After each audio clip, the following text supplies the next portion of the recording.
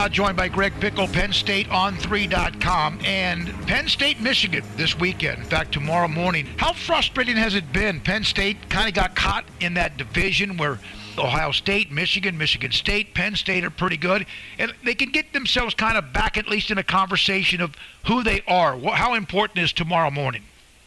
Yeah, I think it's a big one for both sides. You know, Jim Harbaugh and James Franklin obviously both could use a signature win right now. So could their programs. You know, for Michigan, they're obviously still in the Big Ten title hunt, still in the college football playoff hunt, but they need to win this game for that to continue to be the case. And for Jim Harbaugh to say that, you know, he's gone on the road to State College and, you know, Penn State's not ranked, but close to a ranked win. And for Penn State, you know, they want to be in the college football playoff rankings. And to do that, they have to win this one. You know, James Franklin is 3-4 against Michigan, so they've had some success against the Wolverines, but certainly not on a year-to-year basis. And, you know, it's just one of those games you have to win. You know, these two sides have obviously seen a lot of each other over the years, and the series has kind of been streaky in terms of teams getting hot and then not and things like that. But, yeah, I guess the real main takeaway for me is that, you know, when you look at this matchup, it's very close. You know, there's a reason the betting line's around to pick them. And at one point, Penn State was favored, and at one point, Michigan was favored. You know, this is a true toss-up. These teams have some strengths that play into the others'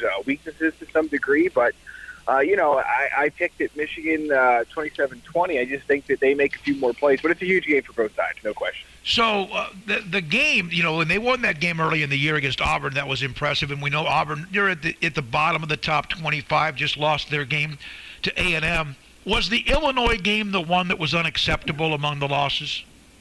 Oh, yeah, there's no question. I mean, it's not even particularly close. You know, even though Penn State quarterback Sean Clifford was clearly still hurt following the Iowa game where he missed most of the contest there that Penn State lost, you know, that was at least on the road. This Illinois team then turned around the next week and lost to Rutgers at home. So, you know, Penn State gave up 357 yards rushing, and it was just not by any stretch of the imagination a pretty performance in that game, which was the last time Penn State was at Beaver Stadium. So, yeah, it's hard to look past. And, you know, when you look at the teams that are ranked ahead of Penn State, including two that they beat in Wisconsin and Auburn, I think it just kind of says all it needs to be said in terms of how people view that Illinois loss. I mean, it's hard to get out of your head the idea that Penn State had, and of course Illinois did too, they were finally successful, but, you know, 7 tries from the 2-yard line to get in, or the 3-yard line rather, to get in, and Penn State wasn't able to do it. And they struggled and struggled and struggled and could not come up with a game-winning play either on offense or defense. So, yeah, that one certainly stung and left a mark, and it's kind of had a shadow over this season ever since because it was just not a pretty game, and it's a brutal loss. There's no question about that. The running game has obviously not been very good. They're averaging just over 3 yards a carry. Kane has, under 300 yards. They're just not able to run the ball, and it kind of what you were talking about right there at the doorstep, and they couldn't slam it in. What's the problem there?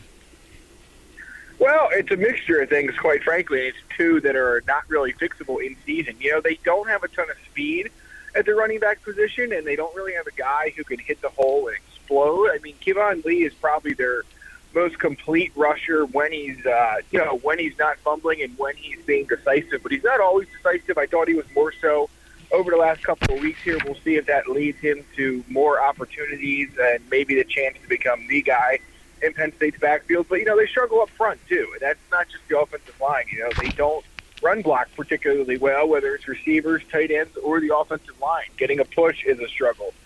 Being in the right place and the right gap is a struggle. And then even when they are, the running backs don't typically hit the hole well enough to pick up any more than a yard or two. So it's just been a lot going on with this Penn State offense when it comes to the run game. But, I mean, I don't want to say they've given up on it at this point because they haven't, but at the same time, Sean Clifford's averaging about 50 passes a game over the last few weeks, and that kind of says, what's going on, which is that Penn State is not going to try to run the ball any more than it has to, and hope that it can hold up well enough in the passing game to win. John Lovett was a Matt Rule recruit when he got to Baylor, and at times he was really good, powerful. Would have fit into the Baylor running game they have now with the wide zone blocking scheme, but he decided last year to move on. And I thought that I know Kane, and you mentioned obviously Lee among others, but he just doesn't seem to have been much of a factor. Is he just not getting many touches, or is he just stuck in the depth chart?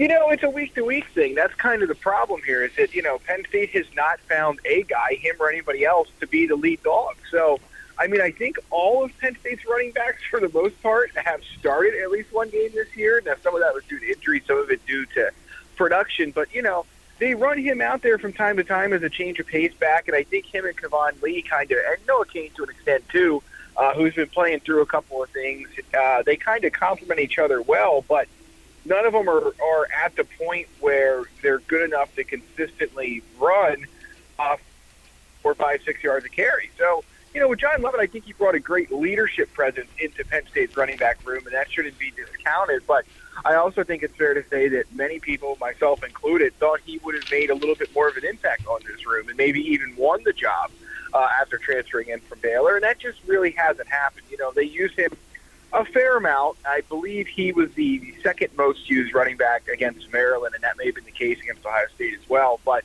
yeah, it's just they don't have a guy who can take over the job, and they have a bunch of guys who are just kind of, I don't want to say plodding along, but it's kind of what it is, and they're just not producing at the level that Penn State running backs have in recent years. How much did the talk about the various openings in coaching around the country at some of the blue bloods, and Penn State is a blue blood, but has that been a distraction? I know Franklin tried to say whatever he said, and that's been a while, but has it been a distraction? It's interesting because if you asked 10 Penn State fans, or if you ask 10 people who cover Penn State football, I truly think you'd find 5 in the camp of thinking it doesn't have any impact, or if it does, it's very minimal. And you'd have 5 who truly believe that a lot of Penn State's problems since the 5-0 start are tied to that, and are tied to, James Franklin in the future and this, that, and the other thing. So it's a very divisive topic within the Penn State fan base. And, I find myself in the camp of, I just don't know how much of an impact that has. I don't believe James Franklin maybe in being interested in another job has anything to do with the fact that Penn State has not developed running backs or offensive linemen well enough to have a really good rushing attack, or even a semblance of one at all, for that matter. I don't think James Franklin maybe going to USC has anything to do with, the defense giving up 357 yards against Illinois because they couldn't set the edge, they couldn't fill gaps, et cetera, et cetera. I just don't. I think that, could there be a small impact? Maybe. I guess it's possible. But, ultimately, I just think that, the games that they've lost, they've played well, but they just haven't made enough winning plays. They haven't executed well enough. Mm-hmm. It's not like they're a huge number of plays away from having a better record, but they haven't executed well enough. And I just don't know if James Franklin has signed a 10-year, $10 million, $100 million contract, whatever you want to say, prior to the Illinois game, if that changes the outcome. Same with Ohio State, same with Iowa. I don't think those games were won or lost because the head coach might have interest or might not have interest in a job somewhere else. I just think that, again, it comes down to they have not made enough winning plays this year to come out on the right side of the win column in 3 games now. How much do Penn State fans, the organization, the school, the program, how much do they feel like if Franklin stays, are they close to getting to win the Big Ten East, to winning the Big Ten, and to also be back in the picture legitimately a part of the college football playoff? Well, so there's a lot of hope invested in the incoming recruiting class, which, of course, James Franklin staying will go a long way toward keeping that together. Down the stretch here, obviously, if he would move on, it'd be a lot more difficult, I think, to secure a group that's considered one of the top 10 classes in the country, mostly thanks to 2 4-star quarterbacks, Drew Aller from Ohio and Bo Prabula from the middle of Pennsylvania, basically York, Pennsylvania.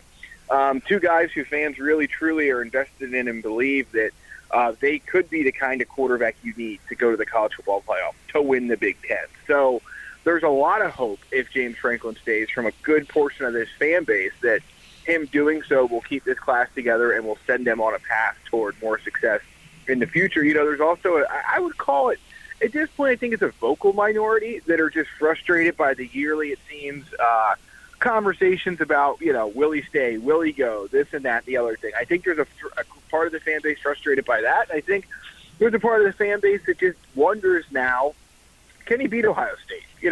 Can he consistently beat Ohio State, Michigan, and Michigan State to win the Big Ten East and get back to the Big Ten title game for the first time since 2016? I don't think that's a huge group. I think if you ask 100 Penn State fans, it's probably about 80 to 85 of them would be hoping and wanting James Franklin back and believe in what he can do. But there's certainly a part of it, and that might be a little bit too high. There's a part of it that is starting to wonder after this will be his 8th season in State College. Is the ceiling here? Has it already arrived? And I don't think it has, but I also don't, necessarily blame those people for wondering. I think it's a perfectly fair question at this point in time. So time will tell whether he's off to LSU or USC or some other job, or whether he's at Penn State next year. But, there's a lot of moving parts here, there's no question. And how that shakes out will impact, the answer to this particular question you asked and how Penn State's future goes from here.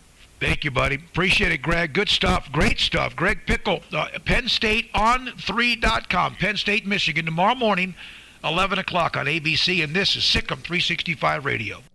Coming up.